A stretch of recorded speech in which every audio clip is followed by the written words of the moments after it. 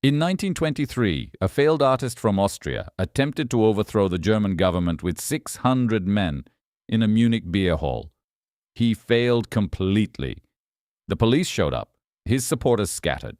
He was arrested, tried for treason, and sent to prison. Everyone who watched it happen assumed that was the end of him. A joke, a footnote, a cautionary tale about what happens when unstable men with grand ambitions try to punch above their weight. They were wrong. 10 years later, he was running Germany. And the question that has haunted historians ever since is not how did this happen? The mechanics are well documented. But why did nobody stop it? Because they could have, many times, at many different points. They didn't. Let's talk about that. To understand how Hitler rose to power, you first need to understand what Germany looked like in the years before he got there. Because Hitler didn't rise in a healthy country. He rose in a country that had been systematically destroyed. Germany lost World War I in 1918. Not just lost, was humiliated.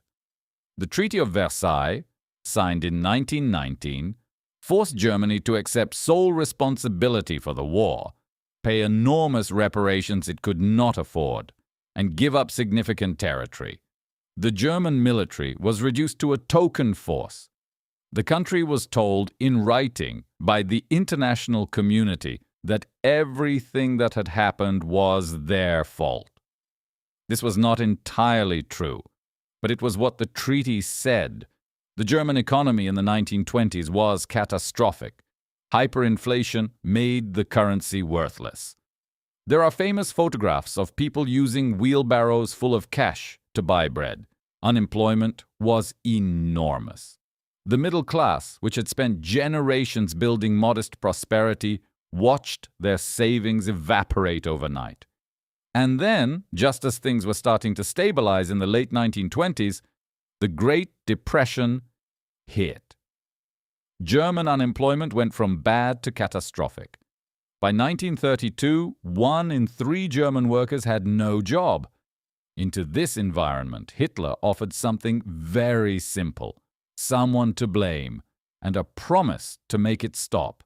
The Jews, the communists, the politicians who had signed the armistice in 1918, the so-called November criminals who had, according to Hitler, stabbed Germany in the back, the international forces conspiring against the German people.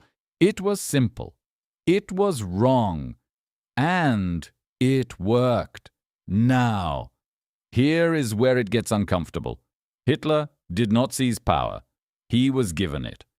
In January 1933, President Paul von Hindenburg, a conservative, aristocratic, deeply traditional Prussian military man who personally found Hitler vulgar and beneath him, appointed Hitler Chancellor of Germany. He didn't have to. He chose to. The people around Hindenburg had a theory. Hitler was useful. He had a mass following. The Nazi Party had become the largest single party in the German parliament through legitimate elections. He could mobilize the street. He could deliver votes. But he was also, these sophisticated conservatives believed, controllable, manageable, a useful idiot who could be directed by smarter men. Franz von Papen, the politician who most strongly pushed for Hitler's appointment, reportedly said they would have Hitler squeezed in a corner in 2 months. He was wrong. Within weeks of becoming chancellor, Hitler began dismantling the structures that might have stopped him. The Reichstag, the German parliament, burned down in February 1933. The Nazis blamed communist arsonists. Historians still debate who actually did it. It didn't matter. Hitler used the fire to push through emergency legislation that suspended civil liberties and allowed the government to arrest political opponents without trial. Communists were arrested. Social Democrats were intimidated. The other parties, one by one, either banned themselves or were banned.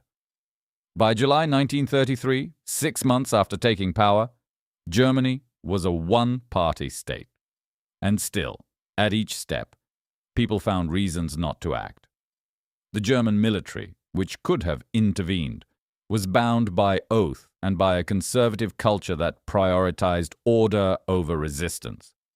Besides, Hitler was bringing rearmament, which the military wanted. He was useful.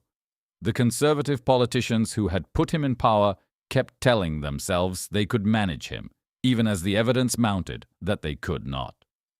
Foreign governments watched and issued diplomatic protests. Britain and France, traumatized by World War I and desperate to avoid another one, pursued a policy of appeasement. Give him what he wants. Don't provoke him. Maybe he'll stop. He didn't stop. The German people, and this is the part nobody likes to talk about, largely went along with it. Not all of them.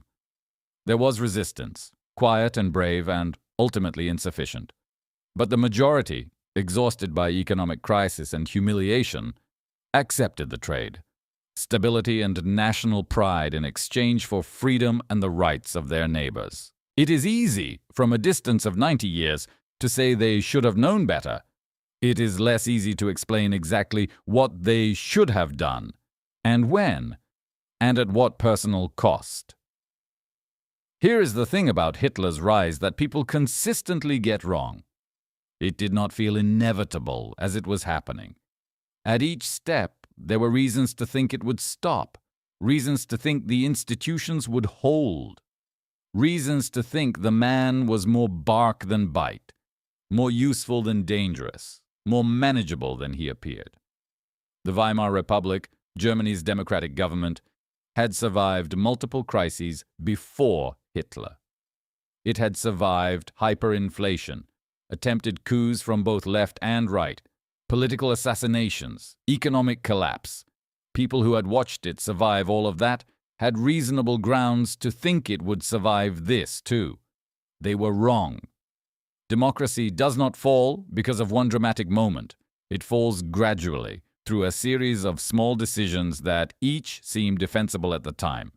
A norm violated here, an institution weakened there, an opponent dismissed as a joke, a warning ignored because acting on it is inconvenient.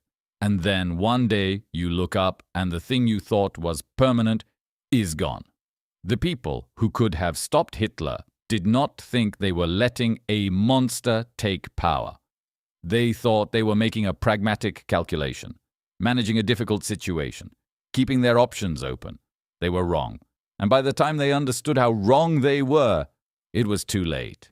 His name was Adolf Hitler. He was a failed artist, a mediocre student, a man who was rejected from art school twice and spent years living in homeless shelters. He became the most destructive political leader of the 20th century. Not because he was unstoppable, because enough people, at enough critical moments, decided that stopping him was someone else's problem. It wasn't.